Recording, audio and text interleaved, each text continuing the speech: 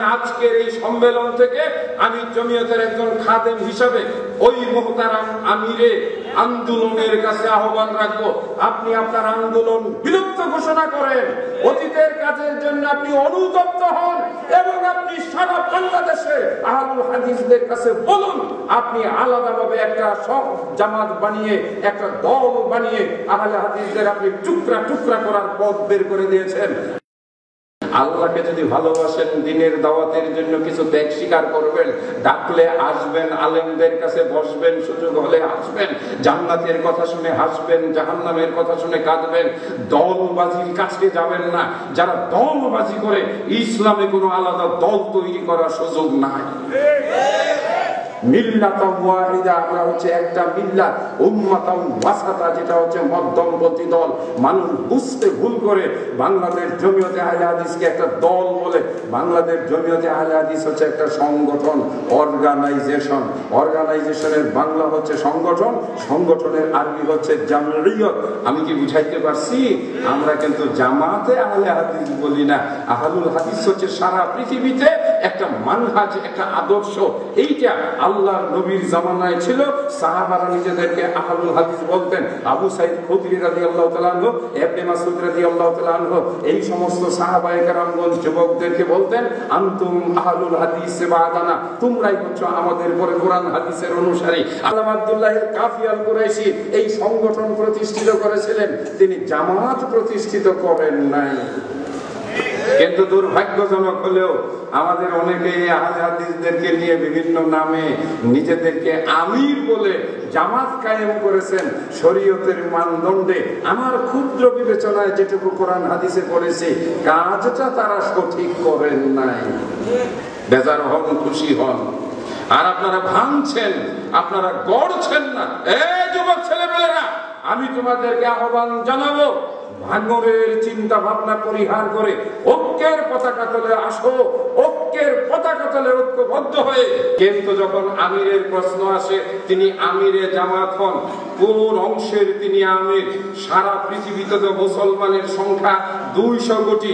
আমির যদি হয় 200 কোটি মানুষের জন্য একজন আমির হবে। কি প্রিন্সিপাল হুজুর, আমি কি ভুল করতেছি? আমি ছাত্র এখন আপনার, উনি তো প্রিন্সিপাল। নাকি তিনি কিছু মানুষের আমির? তাহলে বাকি মানুষগুলোকে উনি ওনার নৌকায় উঠাইলেন না, উনি কোথায় ফেলাইলেন তাহলে? আচ্ছা, একবার ভাবেন না কথাটা নাকি? আজকের সবার সভাপতি আমাদের প্রিন্সিপাল শফিকুর রহমান, কিন্তু আজকে যদি একটা কোরপাই সভা হয়, ওই সভার সভাপতি আমাদের এই প্রিন্সিপাল, ওখানে একজন আলেম সভাপতি হবেন। আজকে আপনাদের এই মসজিদে এশার নামাজের একজন ইমামতি করেছেন, কিন্তু যদি টাঙ্গাইল শাসন এই আপনাদের কুমিল্লা শহরের শাসনকাছা মসজিদে এই ইমামের ইমামতি চলবে। কিন্তু আমির কাকে বলা হয়? আমিরুল মুমিনিন, মুমিনদের আমির। তিনি কে ছিলেন? ওমর রাদিয়াল্লাহু তাআলা আনহু। ওমর রাদিয়াল্লাহু তাআলা আনহু শুধু মদিনার মুসলমানদের আমির ছিলেন? ইরাকের মুসলমানদের আমির তাহলে কে ছিলেন?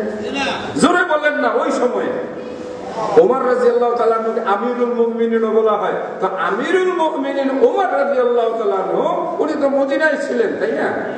তাহলে তিনি মদিনার মুসলমানদের আমির ছিলেন নাকি ইরাকের মুসলমানদেরও আমির ছিলেন, মিশরের মুসলমানদেরও আমির ছিলেন, তার মানে আফ্রিকার মুসলমানদেরও আমির ছিলেন? সারা পৃথিবীর যত মুসলমান তার সময়ে ছিল, তখন তিনি সবার আমির ছিলেন। কিন্তু আমাদের মাঝে মাঝে কষ্ট হয়, উনি আমার শ্রদ্ধেয় শিক্ষকও বটে, যাত্রাবাড়ি মাদ্রাসায় পড়েছি, মাঝে মাঝে বলতে ইচ্ছা করে, সাহেব ভুল মনে হয়ে যাচ্ছে, আপনি জমিয়তে ফিরে আসেন না, আপনি আন্দোলন বাদ দেন। ইসলামে কোনো আন্দোলন নাই, ইসলামে আছে কি দাওয়াত? এই তাহরিক শব্দ আছে কোন দাওয়াতের ক্ষেত্রে? তাহরিক মানে বিপ্লব, তাহরিক মানে আন্দোলন। আপনারা যুবকেরা বুঝবেন, বুঝার চেষ্টা করবেন। আপনারা মনে করেন যে আমরা খুব এগিয়ে যাচ্ছি। না না, মানুষকে ভালোবাসুন, হিংসা বিদ্বেষ ছাড়ুন এবং জমিয়তের পতাকা তলে ঐক্যবদ্ধ হন। আমি আজকের এই সম্মেলন থেকে আমি জমিয়তের একজন খাদেম হিসাবে ওই মুহতারাম আমিরে আন্দোলনের কাছে আহ্বান রাখবো, আপনি আপনার আন্দোলন বিলুপ্ত ঘোষণা করেন, অতীতের কাজের জন্য আপনি অনুতপ্ত হন এবং আপনি সারা বাংলাদেশে আহলুল হাদিসদের কাছে বলুন, আপনি আলাদাভাবে একটা সব জামাত বানিয়ে, একটা দল বানিয়ে আহলে হাদিসদের আপনি টুকরা টুকরা করার পথ বের করে দিয়েছেন। আপনি তওবা করুন। আমরা যুবকেরা যারা রয়েছি, আপনাকে আমরা জমিয়তে সাদরে গ্রহণ করে নেব ইনশাআল্লাহ। আর কি বলবো, জমিয়তের দরজা সবার জন্য খোলা, নাকি আমরা বন্ধ রেখেছি? কিন্তু আমি জানি আপনি আসবেন না, কারণ আপনার মধ্যে একটা আমিরি ভাব আছে। এটা কি কেউ সহজে ছেড়ে দিতে চায়? আপনি ক্ষুদ্র বাংলাদেশের অল্প কয়েকজন আপনার অনুসারী আন্দোলনের এদের আমির হয়ে বসে আছেন। বাংলাদেশে যে মুসলমান হিন্দু বাদ দিলে প্রায় 15 কোটির মতো, আপনি তো 15 কোটি তো দূরের কথা, 15 লাখেরও আমির না। এটা কেমন আমিরটা হইলেন? হ্যাঁ, কথা বুঝবার চেষ্টা করবেন। কয়েকটা হাদিস শুনিয়ে শেষ করি। হযরতে কি জানি নাম